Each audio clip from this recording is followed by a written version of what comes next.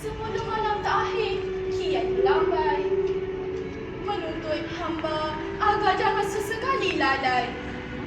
Rahmat Tuhan sedang turun misi damai. Bagi mereka yang rindu, syurga yang permai.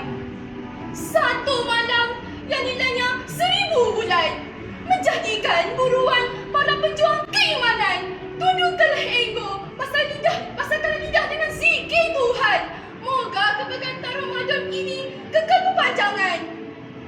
Aku mencarimu di sela-sela rintihan doa, di saat manusia lain hanyut di bawah mimpi-mimpi manja. Adakah aku akan menunjukkan ini nampak atau segala pula tangannya hampa?